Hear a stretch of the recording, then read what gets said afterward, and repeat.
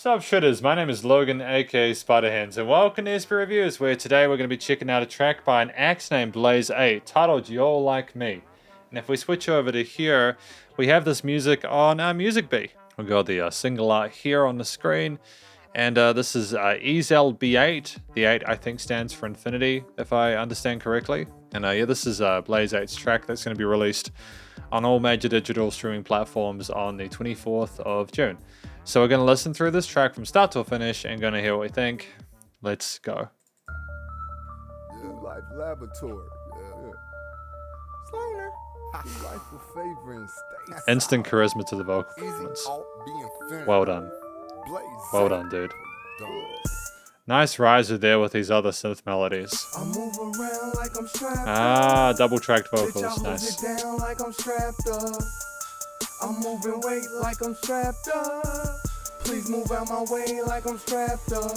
Like I'm strapped up. Nice subtle bass, brass there, should I say, at the end there. It's an interesting way to split up a hook section like that. Like I'm strapped up. Bitch, you gon' respect me like I'm strapped up. Okay, so we're talking about being strapped up. That's cool. Bitch, you gon' respect me like I'm strapped up. Part of me is like, you know, could we have like put in some like loading a gun foley or something like that in just before the section? But also I know that's been done before. I'm smitten with the likes of sitting at the light. Getting chicken is my right. You can visit me tonight. Get permission. Fuck the hype. Keep your distance from the mic or get insurance for your life. I'm pure. The combination of like the chaos of the different vocal melodies combining into that kind of really surreal harmony with the line, keep away from the mic or get insurance on your life. I mean, we're not screwing around, are we? Out the sewer, out of sight, coming during out the skies. It's an interesting combination of elements so far. 2 and 3 is 5.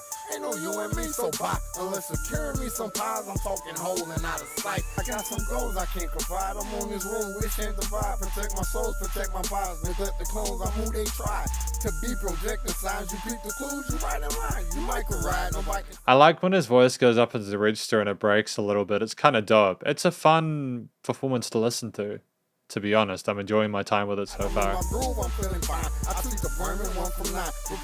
Nice additional synth layer in this part. Bit of development in this verse section.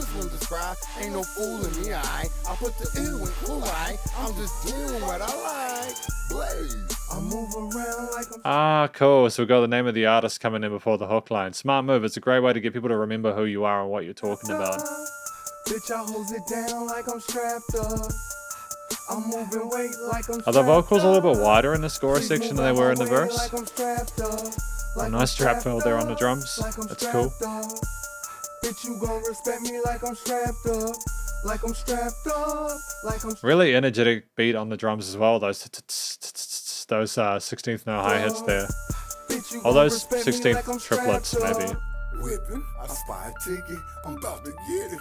Fixing up the digits, this shit's explicit. You fucking with it, then let's get it. Let's break the business with interest. Say fuck a sentence and hit the trenches. To get money's a common interest. It's simple physics. My wordplay is too exquisite. A fucking menace.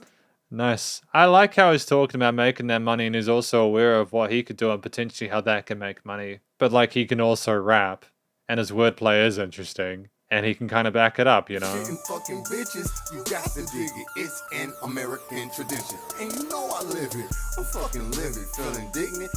It was nice to have the drums bow out a little bit at the start of the second verse, but at the same time, it was nice to have that additional separate kind of riser there. The one that flipped from side to side. Baiting switching's not the mission. I ain't crippin', but I'm dripping. As prolific as it's getting, setting trends and getting mimicked. I be mixing up a chemist. I run the West under special conditions. I'm in tune with spirits.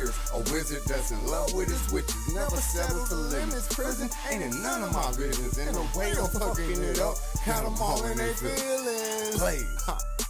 I like the fact that he's doing what he wants, but he's also aware that he needs to not sort of screw it up.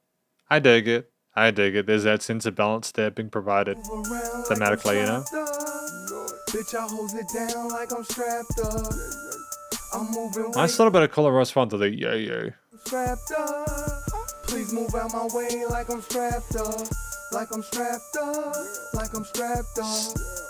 Sick chord note groove, eh? And 2 and 3 and 4 and 1, 2, 3.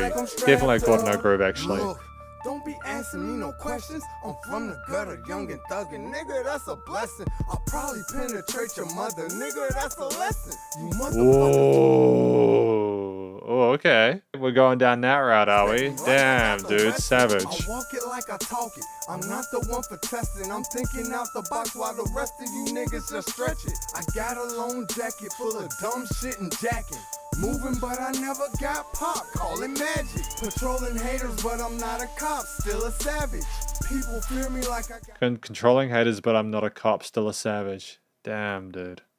Damn, man. respect the madness. You can see it in my eyes as clear as you can stand it. I'm picking up bags, can feel me coming, hear me jamming. I ain't worried about a damn thing. I'm not skateboarding and I'm not Lil Wayne. Bitch, but you still gon' give me my respect, cause you can tell from the chorus I let that motherfucker sing. Play. Sick. Yeah, nice way to finish it, because we're actually, that was 3 verses, and that's actually surprisingly uncommon nowadays with rap and hip hop, considering how vocally oriented it is, you know? Move around like I'm strapped up. But sometimes it can be just difficult to justify that sort of longer form factor in nowadays, you know? Move out my way like I'm strapped up. Like I'm strapped up. Oh, like I'm strapped a little bit up. more low-key at this point. Bitch, you gon' respect me. Is there some filtering on some of the elements here? Strapped up, like I'm strapped up, like I'm strapped up. Bitch, you gon' respect me like I'm strapped up. Oh, snap. Just to have that pedal note synth lead here to kind of to sit on top of the 808s there. Smart move, dude. I'm really happy with this track so far. I don't feel like it wasted any time despite the length of it. I feel like it justified its time frame, and it also there wasn't any filler there, was there, you know? Even that outro felt kind of short in comparison to what we had before it. But this is my conclusion for You're Like Me by Blaze-8. Hopefully you enjoyed this track. I certainly did. And I'm not just saying that because I'm reviewing it and I'm trying to be nice or anything like that. Legitimately, there's a lot to appreciate. Or at least in regards to the fundamentals. Like, for instance, if we talk about the story there was a sense of humor that belied the seriousness of what we were talking about, the hook with, like, being strapped up, you know. We made a your mother joke, but, like, it's also like we were being serious about that, you know. It's interesting how we have someone talking about not making mistakes and taking control of the situation while they are still in their own zone and they know who they are. There's like this self-awareness about it. It's like we're able to joke about ourselves, but it's not necessarily self-deprecation, primarily because we have actual justifiable reasons to be confident in the delivery of what we do.